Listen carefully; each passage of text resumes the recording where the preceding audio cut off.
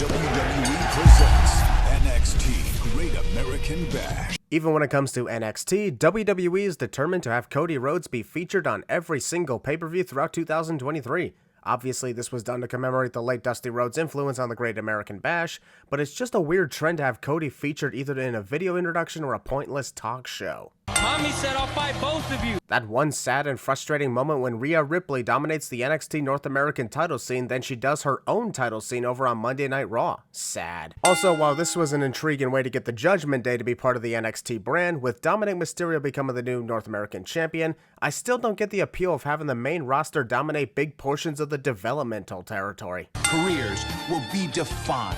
Cody Rhodes had that correct. Tonight at the Great American Bash, careers will be defined, which in the case of Gable Steveson is the end of this pathetic idea that he's the next Kurt Angle just because he also won a gold medal in the Olympics. 4 decades, this event has been a summer staple. Even though it's been absent for almost an entire decade with the occasional appearance.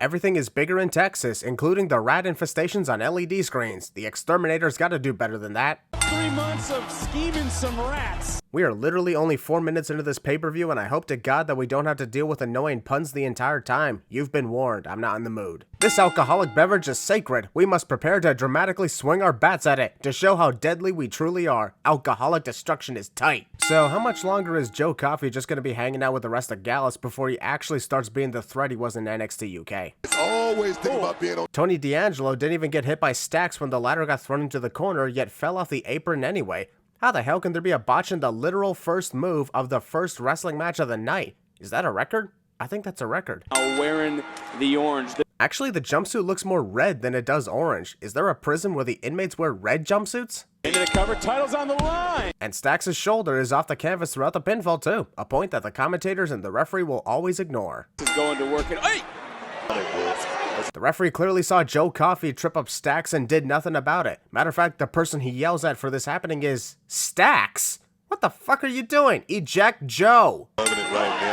Referee didn't see the cheap shot. And even if the referee did see the cheap shot from Joe Coffey, he wouldn't do anything since he allowed Joe to get involved moments ago, because he's an asshole. Gallus scared? Did they view the family as a threat? What kind of question is that? Wouldn't any tag team be considered a threat to whoever the tag team champions are? Isn't that the whole damn point of a tag team division, Vic? I swear the commentators in NXT are asking the dumbest questions ever. For the titles, and Alright, that was funny. Tony D'Angelo knew he wasn't going to get the victory because of Wolfgang breaking up the pin, so he retreated away and allowed Mark Coffey to take the hit. Smart strategy by the Don. right now it is the family in control. Sure, the family is in control, but if they keep posing like this, Gallus is about to take back the control due to stupidity.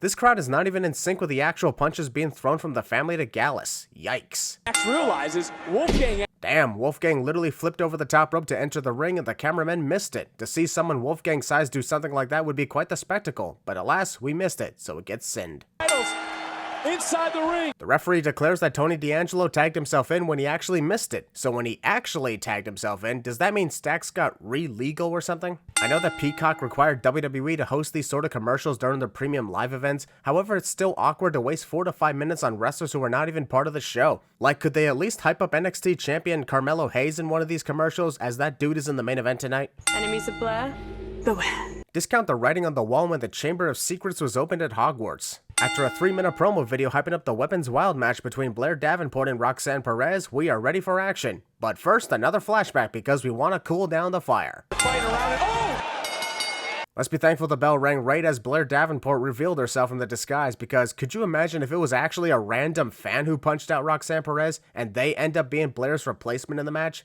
The sin still counts for a pre-match assault though. Everything is legal. Pinfall submission. In case you somehow didn't figure that weapons are allowed in a match literally labeled a Weapons Wild match. Even those tuning into WWE for the first time ever would be able to figure that part out based off the name alone. You got to be ready for the fight. Blair was watching Roxanne the entire time and could have simply jumped off the apron to prevent herself from getting hit by Roxanne's oncoming attack. It's not like the chair was holding her in position or anything. Perez looking Well, that's what happens when you waste time posing to the audience before you actually take down your opponent. Roxanne did that to herself, sadly.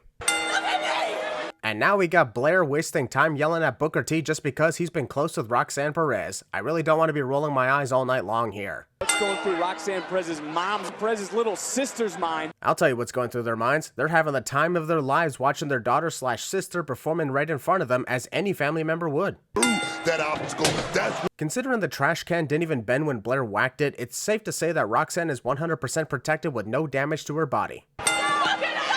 Heel wrestler attacks their opponent in front of the opponent's family cliche. I'm sorry, with all due respect, it's pretty obvious that Roxanne Perez's sister is struggling to look like she's crying when in actuality she's trying her best not to burst out laughing because of how much fun this situation is. That's how Blair Davenport had the missed opportunity to knock Roxanne Perez off the top rope through the table waiting outside the ring, but instead chooses to trip her into falling back into the ring. Had your chance and you blew it. Roxanne Perez! Well, you know what they always say, the wrestler who sets up the chair in the corner tends to be the one who ends up going through it. Counter! And yet another missed opportunity. All Blair had to do was turn herself around and then she could connect the Alabama Slam right onto the chairs. I believe she loses this match because she always misses her chances to actually do some real damage. Just what this match did not need. Botches, missed opportunities, and botches. Please just end this already. Perez, a little bit of payback! Ouch! Roxanne literally drove her knee into the stairs and missed Blair completely, yet she doesn't start selling the impact. The botches are so wild that I'm about to Great American bash my head off the desk in a moment. Roxanne's mother celebrates the victory, meanwhile Roxanne's sister clearly could care less about it judging by her reaction. The following contest is scheduled for fall. In other words, Baron Corbin's match has been cancelled until the autumn season. Oof. Looks like Baron Corbin has a new ring name. His new name is actually Burn the Ships. I think that's the first time somebody's ring name was a full-on sentence. Alright, let's talk about Gable Steveson here. About 2 years ago, he was literally drafted to Monday Night Raw on the broadcast, but made no appearance. He appeared at WrestleMania 38 and hit a single suplex on Chad Gable, after which he vanished again. Over a year later, he shows up in NXT, and only now is he competing in his debut match, by which point, everybody stopped giving a shit about him. Also, WWE has a full-on hype package listing Gable Steveson's accomplishments, including his Olympic gold medal victory, all just for everybody to reject him because WWE was obsessed with the idea of making him the next Kurt Angle, which failed miserably after 2 whole damn years of nothing. There is a lot of hype Not anymore, Vic. going, and we'll see what Baron Corbin's bringing to the table.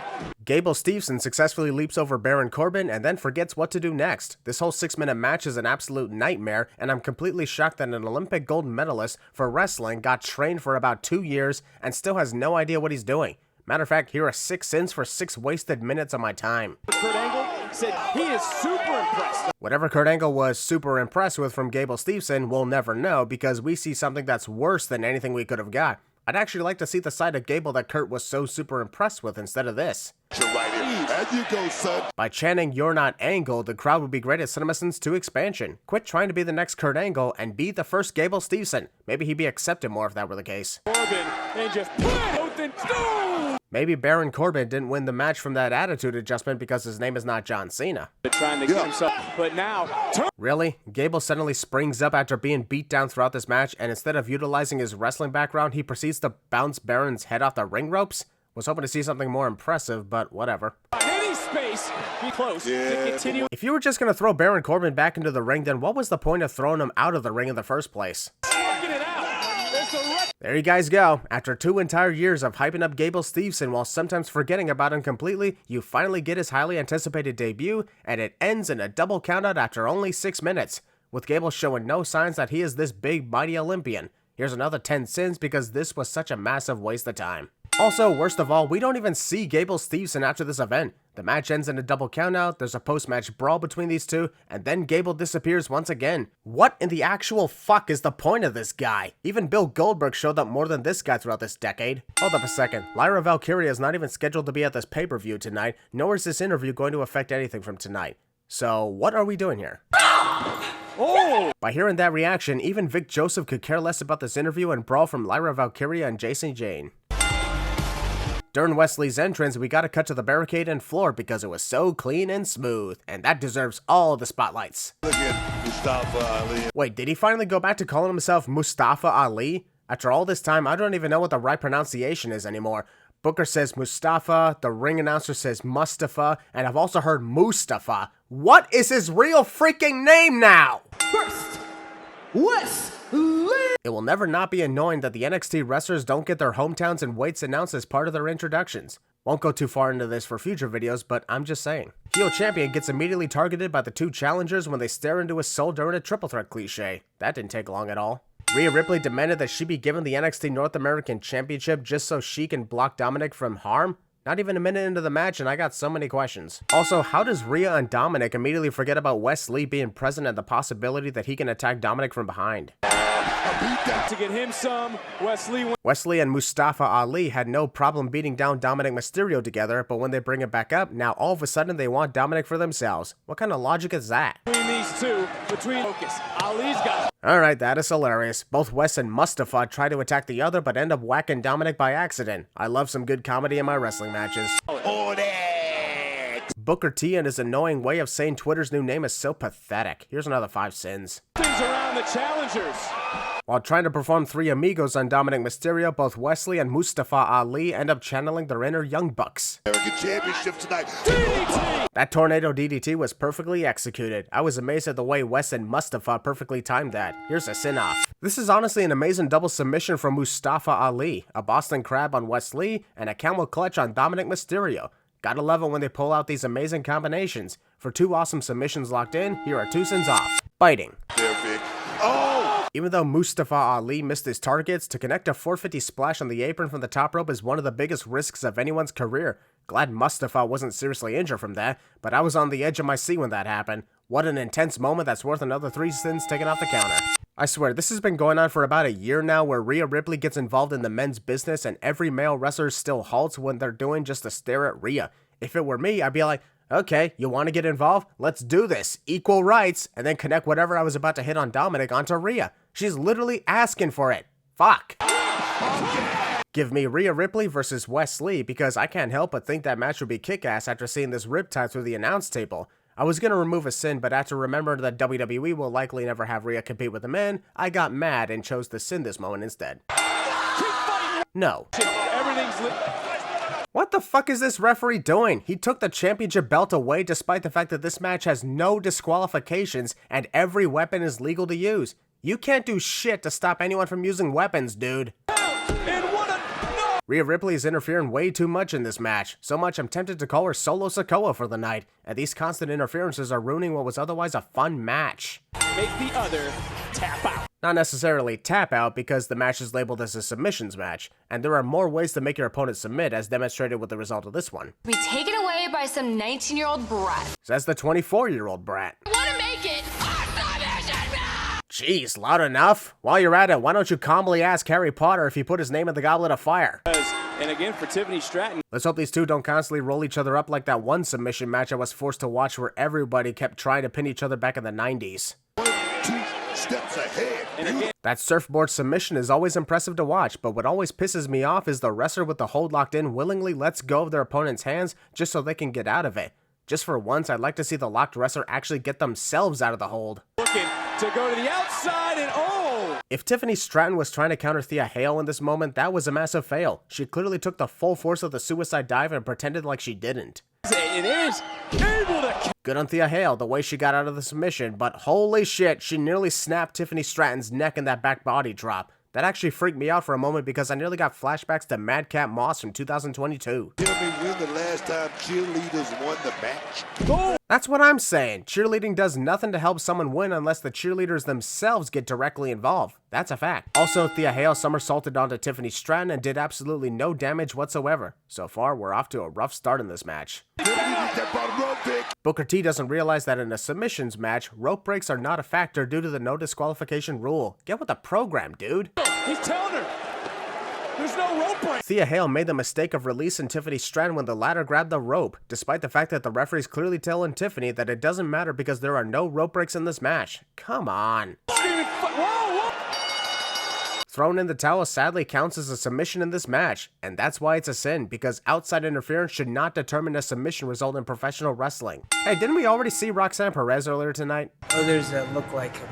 Not an original like me. Even though I look exactly like my father due to being his son, which means I'm actually not an original here. With all the times we're doing close-ups of Ilya Dragunov's face, it's only a matter of time before the entire camera zoomed in on a single eye, which in turn would traumatize us for life. I'm sorry, I can't help but laugh because Carmelo Hayes has to use LED graphic pyrotechnics due to the fact that this show itself has no actual pyrotechnics. Also, I've had this question even during the NXT TakeOver days. Why isn't there any pyrotechnics for the NXT pay-per-views that take place in arenas that are obviously capable of having them? I get that the NXT wrestlers may not have them in their traditional entrance, but that's why they could save them for the bigger stages.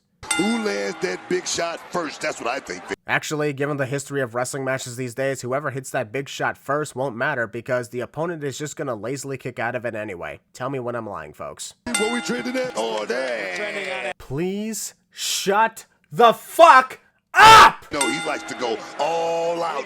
Oh great, the AEW marks are gonna take that as a shot at the pay-per-view event and start throwing fits on social media like they always do.